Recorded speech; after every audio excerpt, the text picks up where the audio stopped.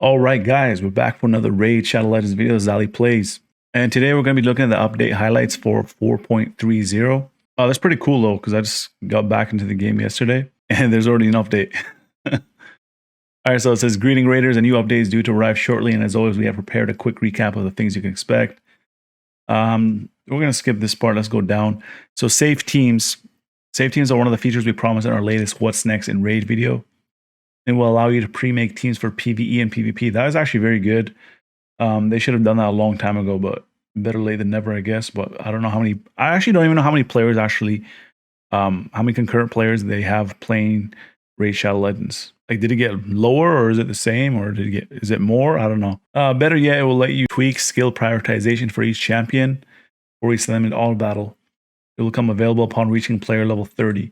So that's actually very good. One of the champion guys that I've had was a Crimson Slayer. She's a rare champion, which is a very good champion. So now you can actually do skill prioritization, which will make her a top tier champion for Fire Knight. So I should probably revisit that when I can. The basics are simple enough. You can access the feature by tapping the team setup button on the champion selection screen before a battle.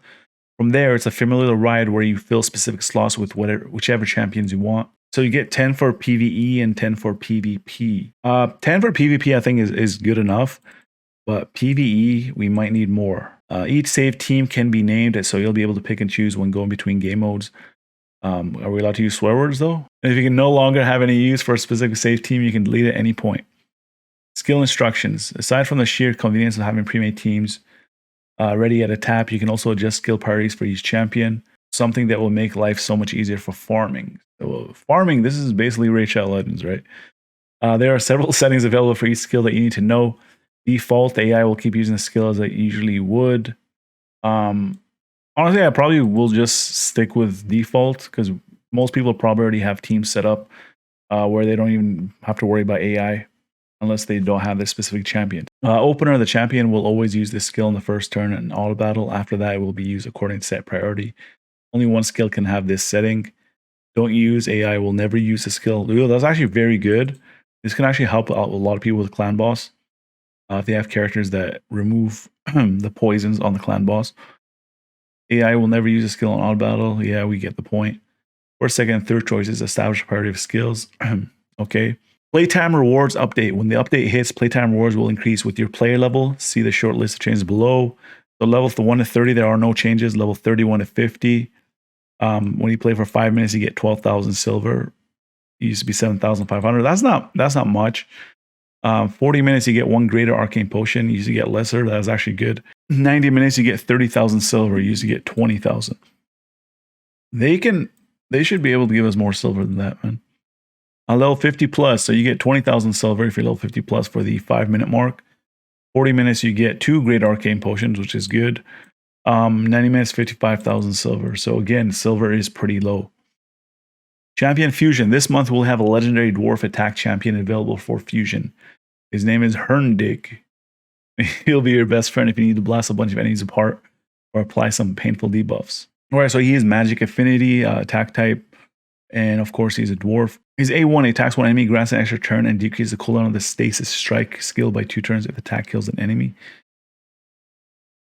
Decrease the cooldown by 2 turns is actually pretty beast. That's actually crazy. And if you upgrade it, it's old damage. Only 5% each though. Arcane Tempest attacks all enemies and has a 75% chance of placing decreased defense and a 50% decreased accuracy debuff for 2 turns. And that's on a 4-turn cooldown. Yeah, so Stasis Strike is on a 6-turn cooldown.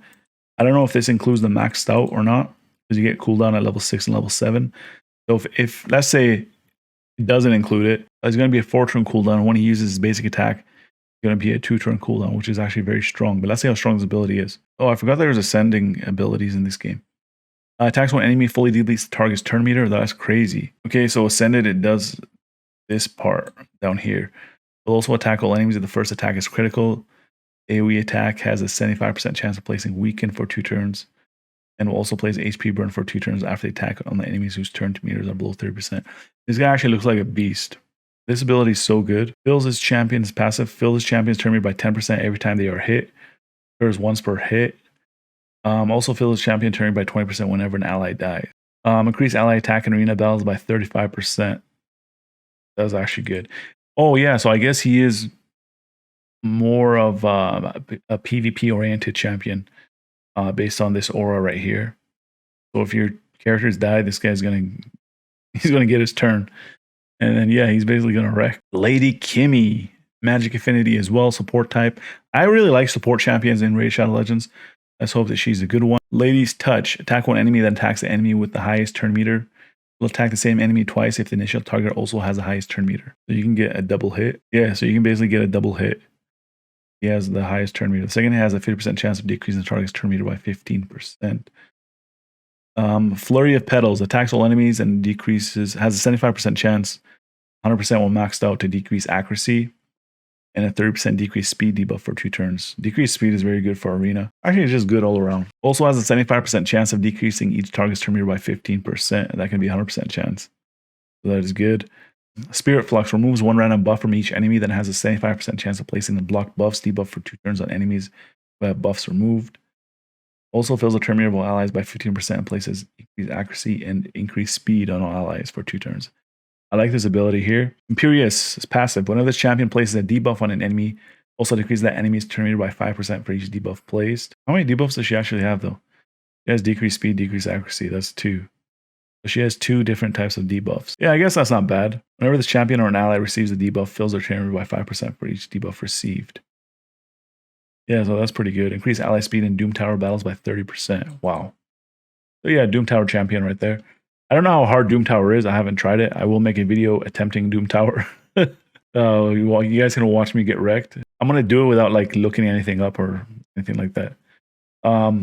Noble, Force Affinity, attack type, Shadowkin faction. I have no idea who those are yet. I haven't checked. Attack one enemy has a 40% chance of decreasing the duration of 2 random buffs. Decreasing the duration of 2. That's pretty good. I haven't seen that yet. The target is under a fear or true fear debuff. He has a 65% chance of decreasing the duration of all of the target's buffs by 1 turn instead. So basically, his basic attack doesn't remove them; they decrease the duration of them. Harbinger. Attacks one enemy will ignore 30% of the target's defense. Fills his champion's turn meter by 25% after the attack. If the target is under a fear or true fear debuff, decrease the cooldown of the Dismay skill by 1 turn. And Dismay is on a 3-turn cooldown. Possibly going to be a 2-turn cooldown after that. An AoE attack has a 75% chance of decreasing each enemy's turn meter by 20%. There are enemies under fear or true fear debuffs will also fill the champion's turn meter by the amount those enemies lose. This is very good.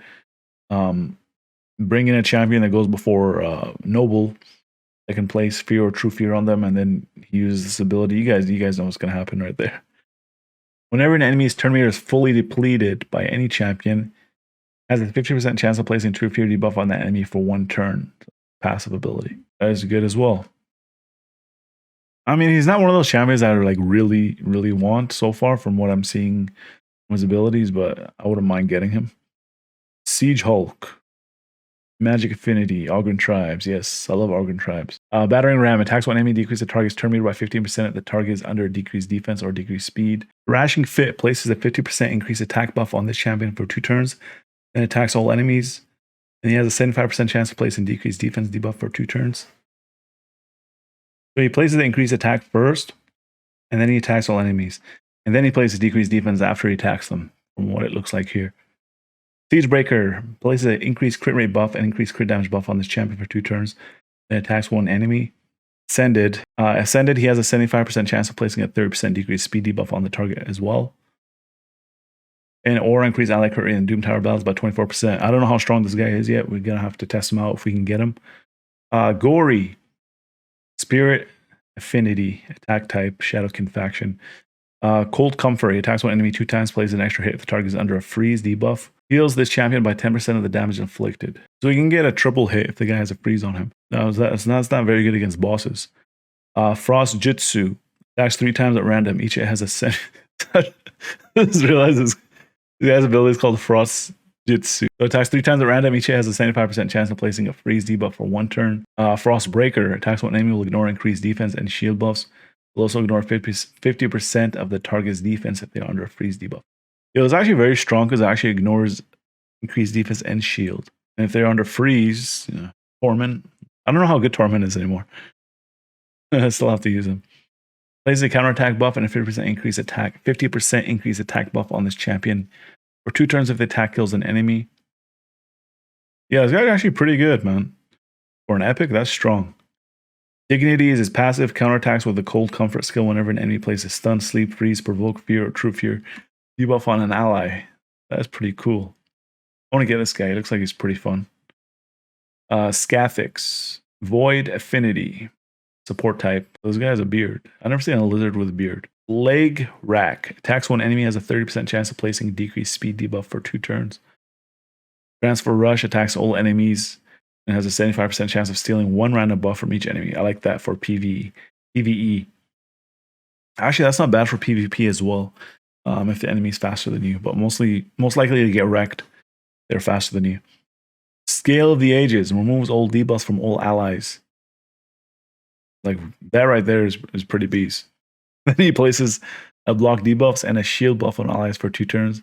Shield buff is equal to 20% of this champion's max HP. Yo, this guy actually looks like a beast support. Places block damage as his passive Last Gasp. Places a block damage buff on the champion for 1 turn whenever their HP drops below 30%. Or a skill increase ally resistance in all battles by 40. Yo, this guy looks pretty good. I'm saying that about most of the champions so far. Offerees, the Tusk, Force Affinity, support type. This guy does not look like a support, man. This guy looks like an attacker. Or like a tank. Attack one enemy 2 times with Burly Bash. Each hit has a 10% chance of placing a stun debuff for 1 turn. So that 10% actually does improve. It can go up to 30% chance. You use books on them. War Whoop or Whoop places a 50% increased attack buff and a 30% increased crit rate buff on all allies for 2 turns. That is actually good. And the cooldown gets decreased as you use books on him. So it can be a 3-turn cooldown. Eternal War revives 2 random allies with 50% HP and fills the turn by 50%.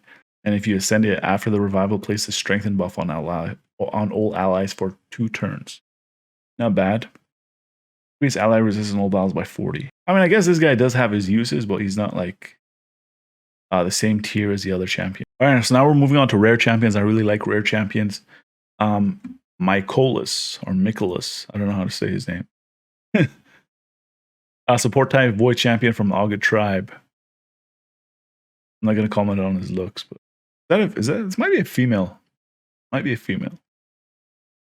Can't really tell with Ogrins, man. All right, so Vigor Spores attacks one enemy, heals the champion by 30% of the damage inflicted. Also heals the ally with the lowest HP by 10% of their max HP. This heal will not affect this champion. I mean, he's a support champion. He's not going to be dealing much damage, so I don't really like this ability. Fungal Privilege places a shield buff on the champion for 2 turns equal to 20% of their max HP. And places a 25% ally protection buff on all allies except this champion for 2 turns. Will also heal all allies except the champion by 10% of their max HP. Not bad. This one's pretty good. Vigor Spores I do not like. Fungal Privilege I like. Absorption Roots is his or hers passive. Decreases the damage of all allies received by 5%. This champion will receive that damage instead. I mean, she doesn't heal herself, and she takes damage. You gotta build her tanky, man. Increase ally defense in Faction Wars by 21%. Halborn Sprite, Demon Spawn Faction. Spirit Affinity, Shivering Malady. Attacks one enemy has a 25% chance of placing a 50% weaken debuff for 2 turns. We got a weak version of weaken on the basic attack. Yes, that's not bad. 25% chance. And if you book it, the 50% chance of placing weaken. Not bad, I guess. Crumbling Flesh attacks one enemy 3 times. I like that. Triple hit. Each hit has a 50% chance of placing 100% heal reduction debuff for 2 turns. And Transmuter is a passive. Increase the duration of all ally buffs by 1 turn. Ascendant increase the duration of all ally buffs by 1 turn. Then places increased crit buff on all allies for 2 turns. Not bad for a rare champion. All right, we got Odachi from the Shadowkin faction. So he's Force Affinity, defense type. That's the first defense type we've seen so far with this update. Showy Slice attacks one enemy, has a 20% chance of placing a provoke debuff for 1 turn. Great Sword attacks all enemies, places a shield buff on the champion for 2 turns, equal to 20% of their max HP. Keeper places a block debuff buff on all allies for 1 turn. And Ascended also places a 30% increased defense buff on allies for 2 turns. It's nice that they actually have this on a rare champion. Or a skill increase ally defense in dungeons by 25%. Not bad, I guess. Assassin. Very specific. Magic Affinity attacks one enemy. King's End attacks one enemy, has a 50% chance, placing a 5% poison debuff for 1 turn. So he has a big version of poison. You got a 75% chance of placing it. So this guy can be pretty good based on his basic. Let's see what else he has. Lingering Death. Attacks one enemy, has a 50% chance of increasing duration of all debuffs on the enemy by 1 turn. Debuff Extender. This is pretty good for people who don't have Battle Khazar. Even though it's on a 4-turn cooldown, what if you book it? It's going to be on a 3-turn cooldown. Drought of Sleep. Attacks one enemy, has a 75% chance of placing a weakened debuff for 2 turns. Dude, I actually like this guy. He has a very good budget champion for clan boss. People who do not have good champions. And increase ally speed in all battles by 10%. Dude, this guy is a perfect rare champion for clan boss. All right, so what do I think about the update for 4.30? I actually think it's good, man. There's lots of good quality of life. The save teams thing is a big thing, especially the skills. The biggest thing for me is actually the skills priority. Skill priority is very important for me because there was a lot of champions that were broken because the AI was messed up from the development team. Playtime Wars was trash. Champion Fusion. I will try to get this champion. I don't know if I will because I am free to play now. And yeah, so the champions all look pretty good from what I've seen. So I guess pretty solid update. And yeah, that's going to be it for the video. If you guys like the video, make sure you guys drop a like. Subscribe to the channel if you're new. And I'll see you guys in the next video. I'm Tyrone. I need everybody to subscribe to the homie Ali Al Plays. And that's non-negotiable either.